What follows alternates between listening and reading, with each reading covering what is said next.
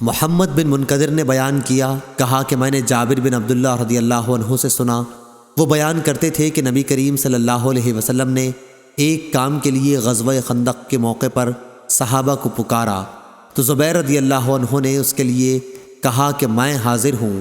پھر آپ صلی اللہ علیہ وسلم نے صحابہ کو پکارا اور اس مرتبہ بھی زبیر رضی اللہ عنہ نے اپنے آپ کو پیش کیا۔ آپ صلی اللہ علیہ وسلم نے پھر پکارا اور پھر زبیر رضی اللہ عنہ نے اپنے آپ کو پیش کیا۔ رسول اللہ صلی اللہ علیہ وسلم نے آخر فرمایا کہ ہر نبی کے حواری ہوتے ہیں، میرے حواری زبیر ہیں۔ سفیان نے کہا کہ حواری کے معنی معاون مددگار کے ہیں یا وفادار محرم راز کو حواری کہا گیا ہے۔ صحیح بخاری حدیث نمبر 2997۔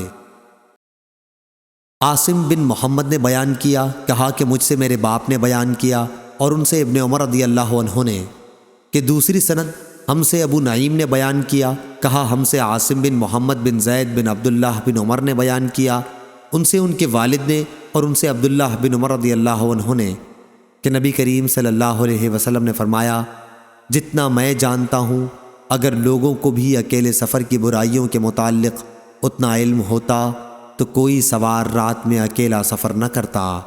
صحیح بخاری حدیث نمبر 2998۔ ہشام نے بیان کیا، انہیں ان کے والد نے خبر دی، انہوں نے بیان کیا کہ اسامہ بن زید رضی اللہ عنہ سے نبی کریم صلی اللہ علیہ وسلم کے حجۃ الوداع کے سفر کی رفتار کے متعلق پوچھا کہ آن حضرت صلی اللہ علیہ وسلم کس کس چال پر چلتے؟ یحییٰ نے کہا، عروہ نے یہ بھی کہا تھا کہ میں سن رہا تھا لیکن میں اس کا کہنا بھول گیا۔ غرض اسامہ رضی اللہ عنہ نے کہا، آپ ذرا تیز چلتے، جب فراخ جگہ پاتے تو سواری کو دوڑا دیتے، نص اونٹ کی چال جو عنق سے تیز ہوتی ہے۔ صحیح بخاری حدیث نمبر 2999۔ زید بن اسلم نے خبر دی، ان سے ان کے والد نے بیان کیا کہ میں عبداللہ بن عمر رضی اللہ عنہ کے ساتھ مکے کے راستے میں تھا، اتنے میں ان کو صفیہ بنت ابی عبید رضی اللہ عنہ ان کی بیوی کے متعلق سخت بیماری کی خبر ملی، چنانچہ آپ نے تیز چلنا شروع کر دیا، اور جب سورج غروب ہونے کے بعد شفق ڈوب گئی تو آپ سواری سے اترے اور مغرب اور عشاء کی نماز ملا کر پڑھی۔